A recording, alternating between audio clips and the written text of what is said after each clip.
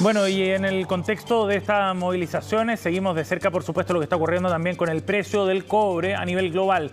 La paralización acá en Chile no ha impactado el precio, que se está moviendo por otros factores a nivel internacional.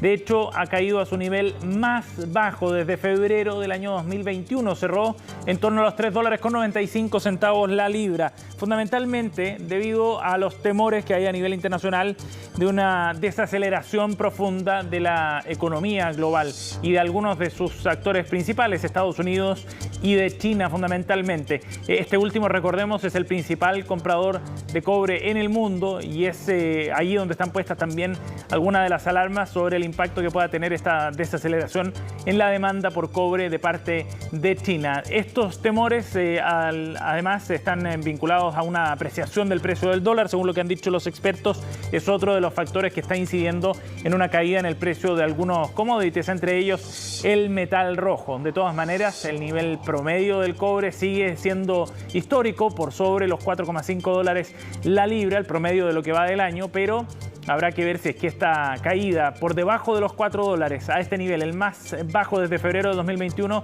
se extiende en los próximos días y empieza a marcar una tendencia que evidentemente sería una mala noticia para la industria minera a nivel local.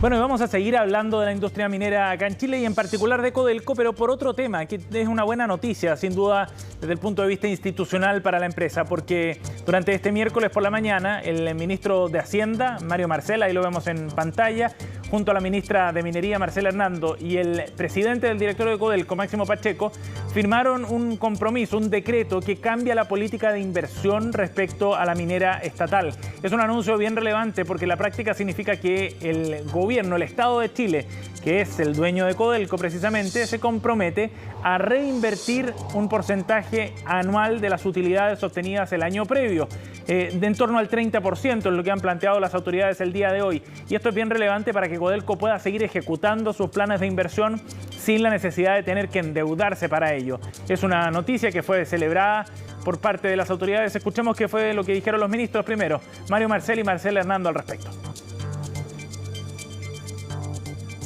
Yo quisiera destacar, por sobre todas las cosas, lo importante que es este anuncio en el sentido de lo que dijo nuestro presidente de la República en su cuenta de este año. Él anunció su voluntad explícita de fortalecer a Codelco y esto va a permitir entonces el desarrollo de estos proyectos estructurales que son los que aseguran una larga vida para esta empresa que a todos los chilenos nos importa mucho. Va a significar, por ejemplo, para el año 2022, en función de las utilidades del 2021, que Codelco va a poder retener 583 millones de dólares de las utilidades que generó durante el año anterior. Eso corresponde al 30% de sus utilidades y eso continuará durante los siguientes 3 años. Representa más o menos un 15% de las inversiones programadas por Codelco para este año. Codelco va a poder desarrollar su plan de inversiones sin aumentar sus niveles relativos de deuda. Claro, y esos niveles de deuda a los que hacía alusión el ministro de Hacienda son los que generan preocupación porque ya bordean cerca de 18.000 millones de dólares y eso empezaba a generar un problema más de largo plazo para la minera estatal, que necesita este rango de inversiones bien grande de cerca de 40.000 millones de dólares en esta mirada para las próximas décadas. Es lo que enfatizaba precisamente el presidente Gabriel Boric en su última cuenta pública el 1 de junio. Escuchemos al presidente del directorio, Máximo Pacheco, que celebraba, por supuesto, también esta decisión. Por primera vez se ha logrado algo que era una muy antigua aspiración de todos nuestros ejecutivos, de todos nuestros directivos, de todos nuestros trabajadores, de todos nuestros dirigentes sindicales, y es que parte de esas utilidades se reinvierta en esta empresa para hacerla una empresa más robusta y más fuerte. Bien, nos vamos ahora a información internacional. Se encienden las alarmas en la economía global de la posibilidad de un escenario de recesión para el año 2023. Hay varias voces que lo han planteado.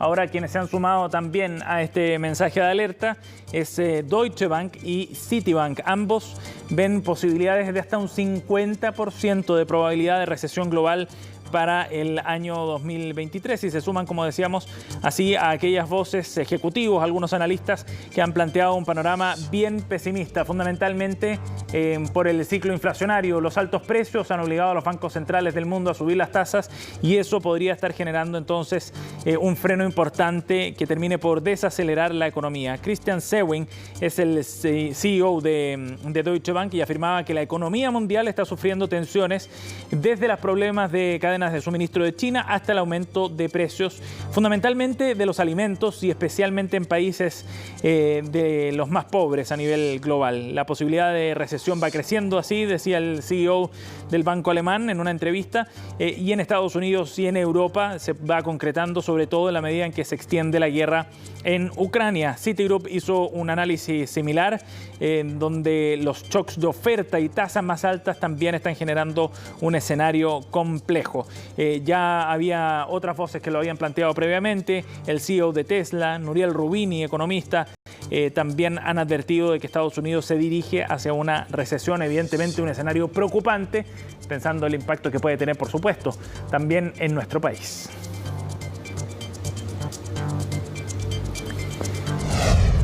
Bien, con esta información nos vamos a la pausa. Al regreso vamos a conversar sobre el precio del dólar, que hoy nuevamente se acercó a los 900 pesos acá en Chile. Conversamos con el economista Sergio Lehmann. Al regreso.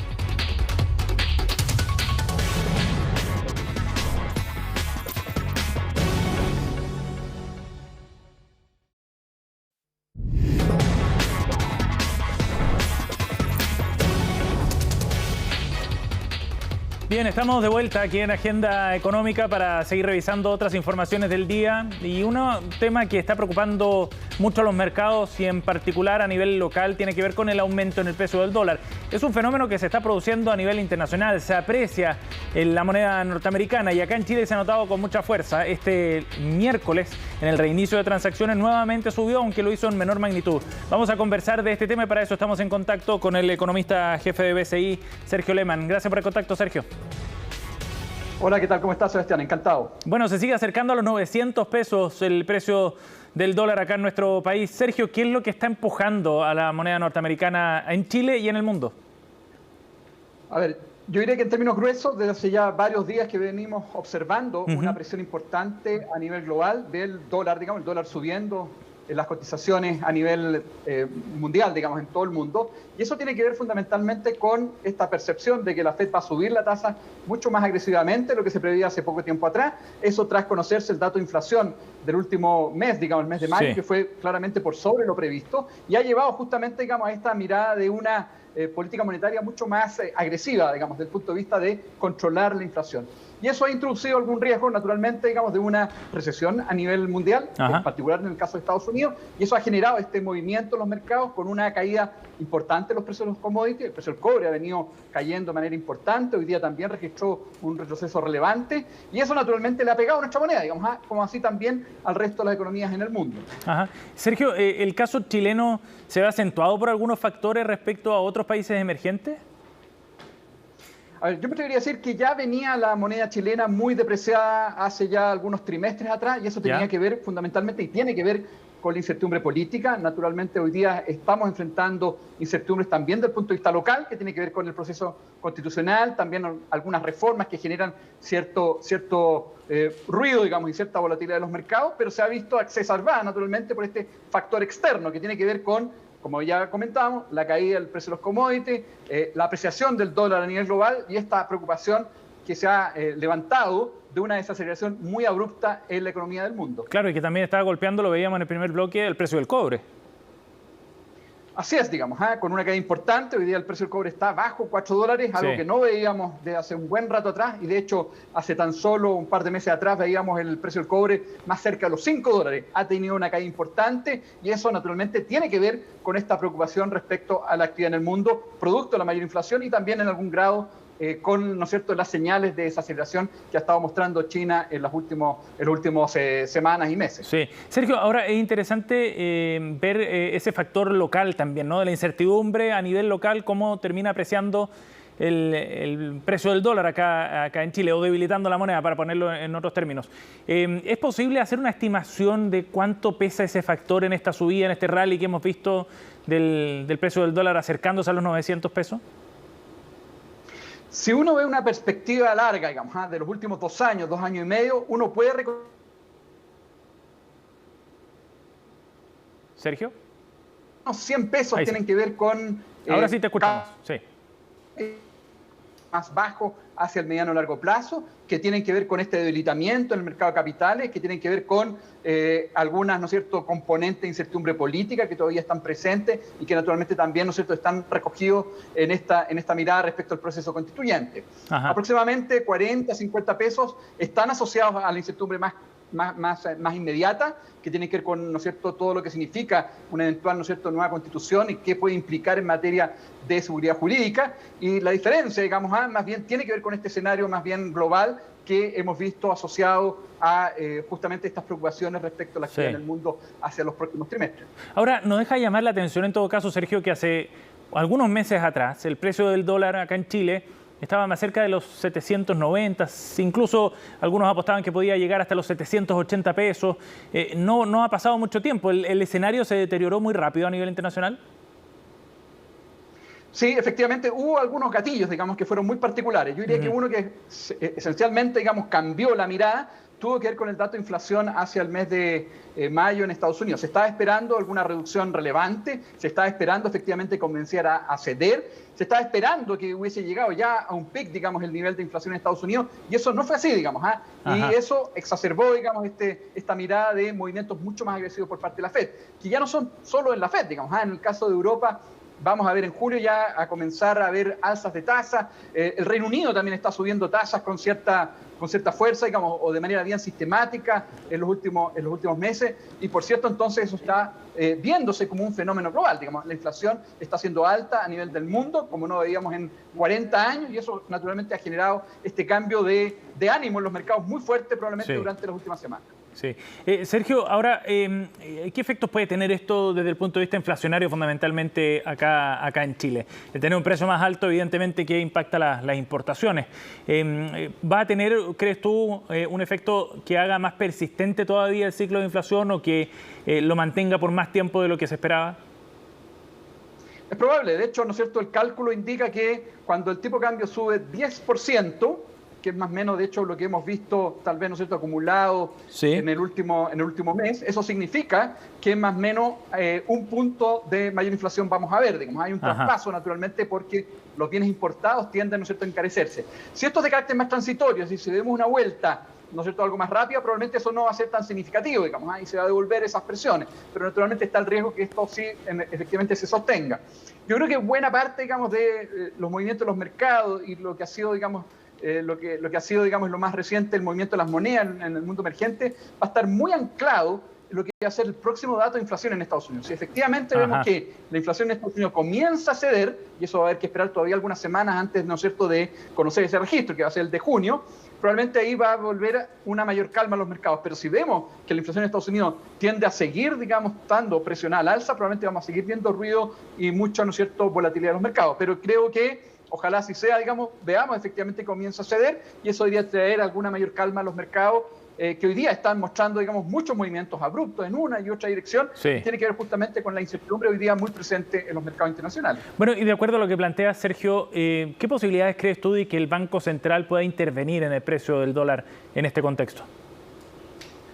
A ver, yo creo que hay que entender que el tipo de cambio es el instrumento que de alguna manera va recogiendo el escenario global, va de alguna forma midiendo la temperatura y permite, de hecho, a la economía reaccionar frente a este tipo de shocks, digamos, porque cuando sube el tipo de cambio se entiende, digamos, que la economía se torna algo más competitiva, las exportaciones tienden, ¿no es cierto?, a incentivarse hacia el alza porque comienza, digamos, a subir la rentabilidad, digamos, de cada dólar exportado al exterior y por lo tanto no es buena idea en general, digamos, intervenir en el mercado cambiario. ¿Por qué? Porque el tipo de cambio efectivamente sirve como mecanismo para enfrentar este tipo de shocks.